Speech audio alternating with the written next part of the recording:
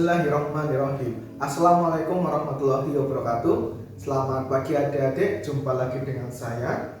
Gimana kabarnya di rumah? Semoga dalam keadaan sehat, senantiasa diberi kesehatan, keselamatan, dan keberkahan, agar kita semua senantiasa bisa belajar untuk mencari ilmu yang barokah dan manfaat. Pada pertemuan kali ini, melanjutkan pertemuan yang kemarin, kita nanti adik-adik akan belajar bareng mengenai teori persebaran manusia modern. Kita kemarin sudah belajar berbagai macam teori, ya, seperti dari pembagian zaman manusia purba, kemudian ciri-ciri baik fisik maupun non fisik manusia purba, seperti yang kita bahas sebelumnya. Dan hari ini, pada video kali ini, mari bersama-sama kita belajar materi selanjutnya, yakni teori persebaran manusia modern. Ada dua teori penting yang melandasi teori persebaran manusia modern, adik-adik. Yang pertama, seperti yang kita tahu, bahwasanya ada teori out of Africa.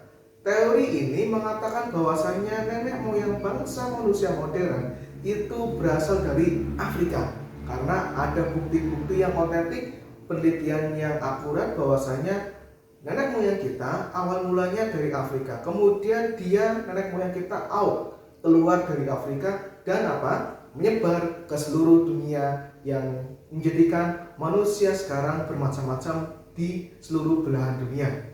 Nah, teori ini seperti yang kita ketahui bahwa teori yang didukung dengan bukti-bukti genetika, linguistik, dan arkeologis ini menyatakan bahwa fosil yang ditemukan di dekat Sungai Omo, negara Ethiopia, ini daerah dari Afrika Timur, yakni sungai fosil Homo sapiens yang tertua dan lebih tua dari Homo neanderthalensis. Jadi Homo sapiens kesimpulannya adalah manusia purba yang jenisnya lebih tua dari Homo neanderthalensis. Lanjut adik-adik. Nah, teori ini juga didukung oleh data penelitian DNA mitokondria atau mtDNA, yakni sel tubuh yang berbentuk sebuah molekul kompleks yang memberikan gambaran sistem genetika dari satu generasi ke generasi berikutnya. Jadi mtDNA ini adalah sebuah sel tubuh yang berbentuk sebuah molekul kompleks yang memberikan gambaran sistem genetika dari satu generasi ke generasi lain. Jadi yang diteliti dari jenis Homo sapiens ini adalah mtDNA atau DNA mitokondria. Lanjut adik-adik, ya. Berdasarkan catatan DNA, fosil yang ditemukan dan disesuaikan dengan fosil manusia sekarang, disimpulkan bahwa genetika manusia atau genom 99,9% identik di seluruh dunia. Jadi jika diriset lebih lanjut, ya, DNA fosil dengan DNA manusia sekarang itu memiliki kemiripan yang akurat sekitar 99,9%. Nah, studi genetik ini, adik-adik, selanjutnya juga berkesimpulan bahwa sumber gen mtDNA manusia modern adalah Afrika. Jadi mtDNA manusia modern sumbernya adalah daerah-daerah di Afrika. Menariknya ialah bahwa data dari DNA ini, ahli juga menyimpulkan tidak ditemukannya pencampuran mtDNA manusia modern dengan manusia pramodern di suatu wilayah. Jadi ketika manusia modern ini bermigrasi dari Afrika ke seluruh belahan dunia, itu tidak ada percampuran genetika antara Homo sapiens ini sebagai manusia modern dengan manusia-manusia pramodern atau manusia-manusia prasejarah. Lanjut ya.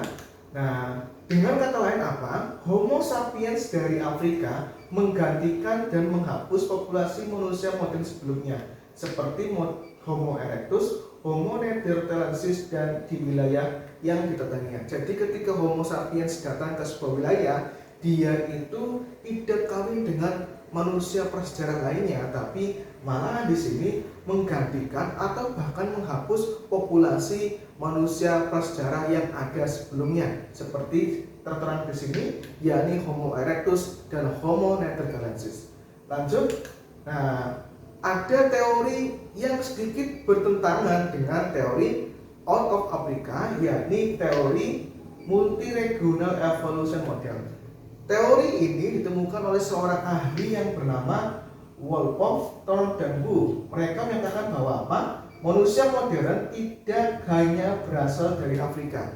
Jadi kalau out of Afrika menyatakan murni semua manusia itu dari Afrika, kalau ini tidak semuanya manusia modern dari Afrika, melainkan juga dari Eropa, Asia, dan sebagai hasil populasi sebelumnya yang ada di wilayah.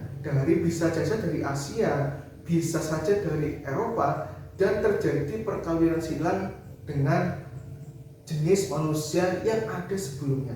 Lanjut di sini, teori ini juga sepakat bahwasanya Afrika adalah sumber kedatangan nenek moyang.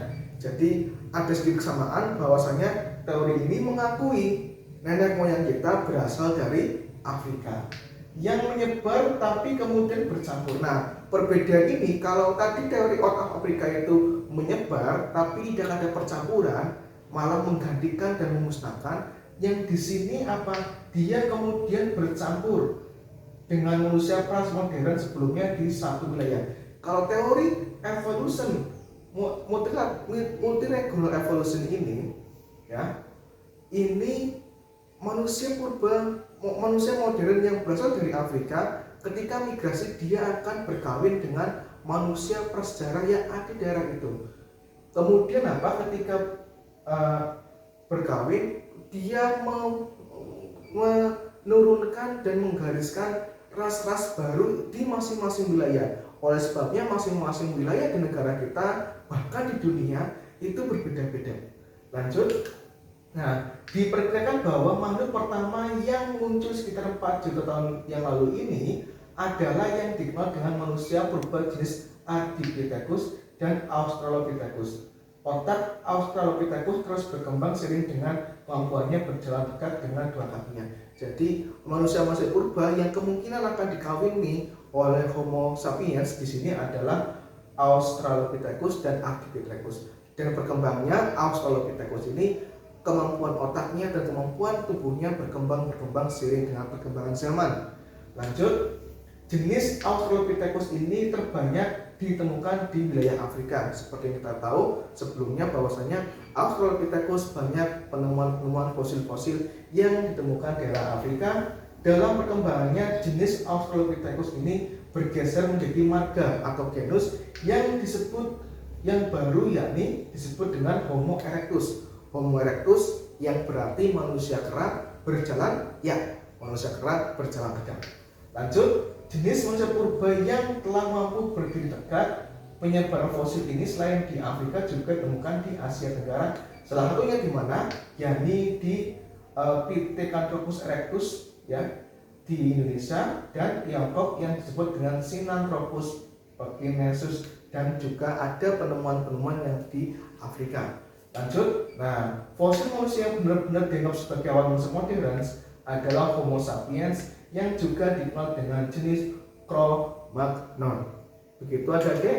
Nah, manusia jenis Cro-Magnon ini telah mampu menghasilkan alat hidup yang lebih kompleks, dan diperkirakan jenis inilah yang mendesak populasi manusia Neanderthal yang perlahan-lahan punah. Jadi jenis Cro-Magnon ini, jenis dari Homo sapiens ini, yang diprediksi mendesak spesies sebelumnya, sehingga spesies sebelumnya berada pada ambang kepunahan. Nah, di Indonesia fosil yang dikategorikan menjadi fosil jenis Homo sapiens adalah Homo wajakensis dan Homo florensis. Homo wajakensis yang ditemukan di daerah Wajak, Jawa Tengah, kemudian florensis yang ditemukan di daerah Flores. Ya, lanjut. Nah, begitu adik-adik untuk dua teori manusia purba, yakni teori out of Africa dan teori yang satunya yakni teori multiregional model. Sekian dari saya. Jika ada salah katanya, penyampaiannya mohon dimaafkan. Jika adik-adik di rumah punya pertanyaan, silakan adik-adik masukkan pertanyaan adik-adik di kolom komentar, nanti akan saya jawab satu persatu. Terima kasih, cukup sekian. Mohon maaf atas segala kesalahannya. Wassalamualaikum warahmatullahi wabarakatuh.